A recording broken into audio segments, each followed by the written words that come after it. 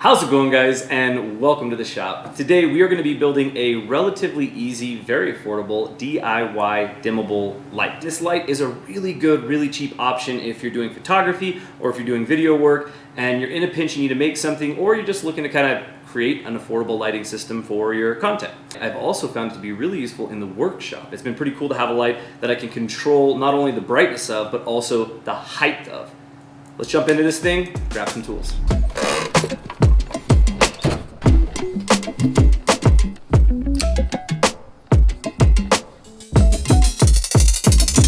So one thing that I love about this project is legitimately how easy it is and kind of just how satisfying it is. So what this whole thing is going to center around is just a really affordable, very inexpensive shop type light. I mean, you can pick these things up for like 10, 15 bucks, and we're going to kick it off by cutting the end off. Now, before we can cut the end of this plug off so we can start putting wires together, we want to make sure that we mark which side is neutral and which side is hot.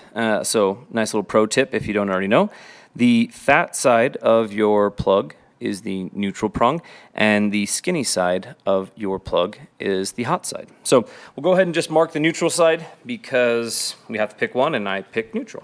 Now normally I would use a white paint marker for this because obviously Sharpie is less than ideal here, but I don't know where my white paint marker is right now. Yeah, we got that marked good enough. You can probably see it's a little more shiny. I can see it really well on this side. At least we know which is which, and we'll go ahead and cut that head off. Now we'll go ahead and strip a bit of wire as well.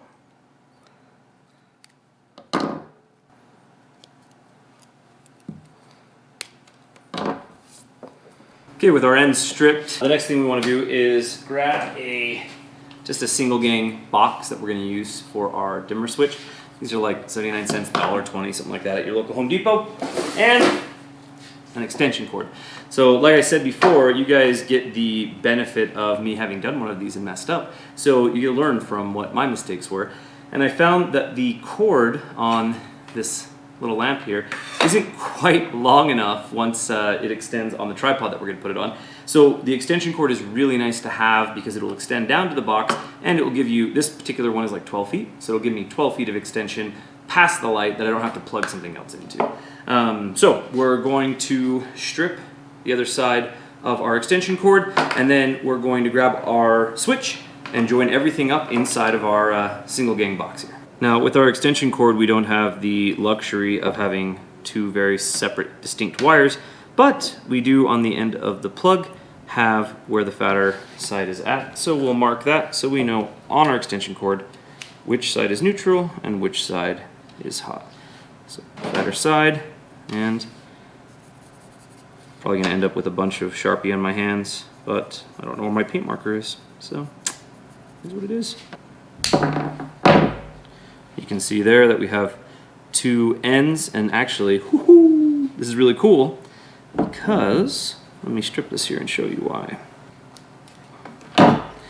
This is really cool because the wires inside are actually marked white and black, which signals already which one is neutral and which one is hot. So you can see that our marker here, well, you might be able to see that our marker here made a really great mark. We can tell which one is which, but black is always power when it comes to your house, or almost always power, and neutral is always white. A good way to remember that is black is like black metal, death metal, or like pirates with black flag of a pirate. Another good way to remember it is neutral, right? Surrender, neutral, white. So those are two ways you can easily remember which is which. Now we just need to open up our dimmer switch and connect everything in the box. Now you may have noticed when I unpackaged that the switch does not have a white or a neutral cord, and that's okay because we have power, so black, and then we'll combine the neutral of our extension cord with the neutral of our light and have a complete circuit.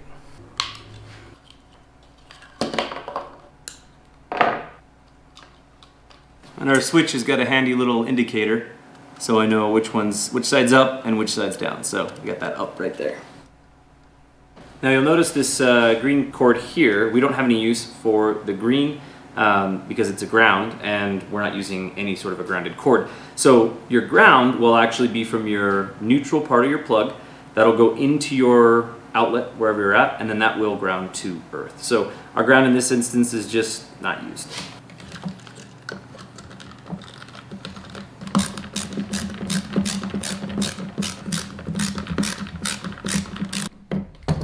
Right, so all of our electrical connections are made. Now the fun part, let's grab a light bulb and see if she works.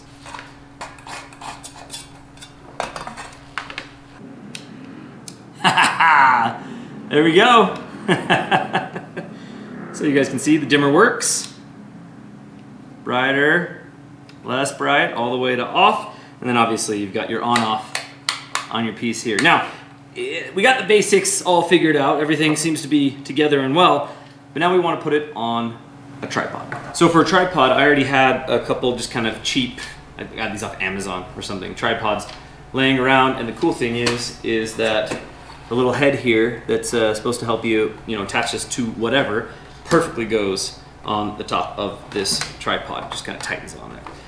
But the first thing that we're going to do is we are going to attach our single gang box here to the tripod, and we're just going to use some zip ties. There's a few reasons that we're going to use zip ties to connect our box to our tripod. One of the reasons is, like I said, this is a relatively affordable build. Zip ties are always handy. You should have them laying around no matter what. And if you don't, you need to pack anyways. So you're going to have some zip ties laying around, so it's a free supply. The other reason is that when we connect it to our tripod, the zip ties will allow the switch to be able to be mobile and move around. And personally, I found that really useful because I can have the switch on either side of the tripod, depending on where I'm working. Well, again, whether I'm shooting photo, video, or whether I'm just working in the workshop.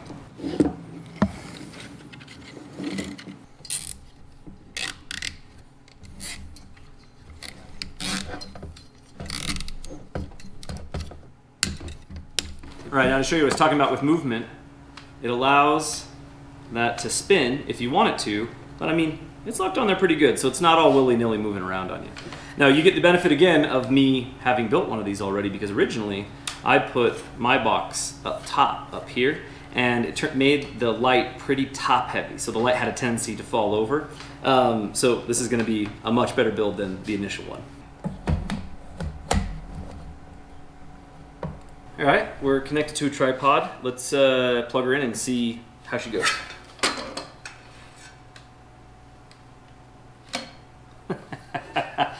You remember the handy dandy up that they gave us? So I put everything in the box correctly and wired it up correctly, and then I put it on my tripod upside down. So I'm going to switch that.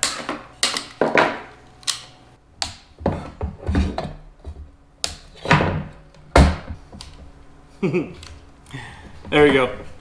Remember, measure twice, cut once. It's not just about cutting 2x4s.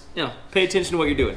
Now that you have your light made, you have to decide what type of bulb you want to put in the light. Now, if you're using this as a workshop light, not really important. You get yourself with something with a lot of lumens, just pop whatever bulb in there and you'll be good to go. If you're making this light for a video or photo purposes, you have to consider two elements, and that would be your lumens or your brightness, and you have to consider your Kelvin rating, which is a kind of warm to cold scale that will tell you kind of how your light will look. So lumens wise, I ended up going with kind of an outdoor light. It's like a 3000 lumen daylight style light. So really high lumens and then a very cool light. I shoot all this stuff on a GoPro, so the GoPro likes a daylight light, so more of a bluish tint to it. But if you want to go with something that looks more like a candle, or you want to go with something a little more moody, then you would go lower on the Kelvin scale and you would go with something that's a lot more warm. Now, one really neat option that I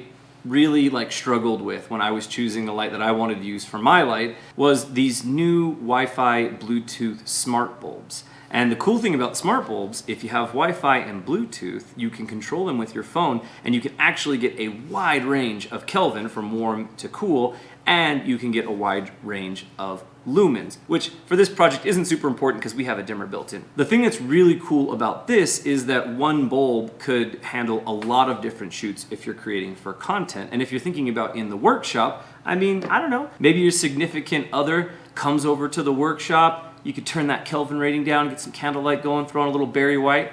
You know, I don't know, it's not too crazy. Now, if you are making this light for content creation purposes, there's one more thing that you're going to need, or one more process that you're going to need to do, and that is you need to get a frosted shower curtain, super cheap. I think I got this for like $7, and some clothesline clothespins. And what we're going to do with these is we're going to create a diffuser that will go over our bulb, will connect to the outside of our light, and that will help us to soften the light that our brand new homemade light creates. Now, you guys know my philosophy on utilizing material. I like to keep my material as complete as I can and waste as little as possible. And we need to put this on, perfect. And we'll just use 4 of our clothesline pins here. There you go. You got yourself a nice, very inexpensive built-in diffuser so that you can diffuse the light if you are creating content with it. Obviously, if you're building this for shop purposes, no real need for a diffuser. So you guys can kind of see the difference here. A little bit of light all the way up. This thing gets super bright. I love it. And then we can take the top off real quick. And then you can see here. So pretty big difference between those two pieces of lighting.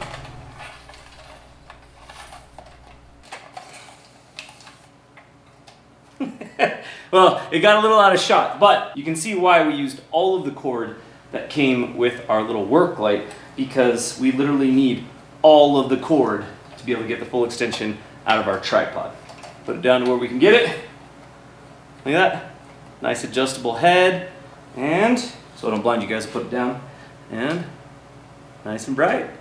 Now, the only consideration that I have now is I've got a 12-foot extension cord hanging off the back end, and I just want it to be just a little bit cleaner, because I just feel like it's going to be a bit of a bugger to deal with that always, and like trying to roll it up, try to keep it together. So I'm going to see what I got to fix that. All right, I found something that I think will work perfectly. It's one of those Night Eyes gear tie things. I use these to, well, not this one, this one's a little one. I use the bigger ones to tie down stuff to the top of the Forerunner to keep tools and stuff on top. So I think we could attach it to the bottom here. A couple twists. See if she's long enough. Beauty. Yes. Look at that. So I'd say that worked just about perfectly. Now, I obviously don't want to tie down this cord at all, because it has to be able to move up and down with my light as I adjust my tripod. But the nice thing is that that cord doesn't really extend past the bottom of the tripod, so it's not really in the road too much. But I really like the solution that we came up with for the extension cord. So I think what I'm going to do now is I'm going to set up both the lights, because now I have 2, and take out this big studio style light that I have and show you guys what it looks like in comparison. All right, got them both set up, feeling really good about that. And it kind of seems, from what I can see, it kind of seems like these lights might even be cooler than what I was using. Because they're both daylight, they're very cool on the Kelvin scale. So I'm pretty happy with how that all turned out. I hope this was useful for you guys. I hope you guys just enjoyed following along in the process. I love bringing you guys into the shop and just sharing the stuff that I'm working on. Let me know down in the comments if there's a particular project that you'd like to see me do, or if there's something that you want to know or you want to learn. Let me know if you have any questions about how the lights work or anything I might have missed in the video. And as always, if you guys can subscribe, like this video, turn on notifications, you know, all the YouTube stuff, it really helps me to continue to create stuff, to continue to bring you guys on adventures.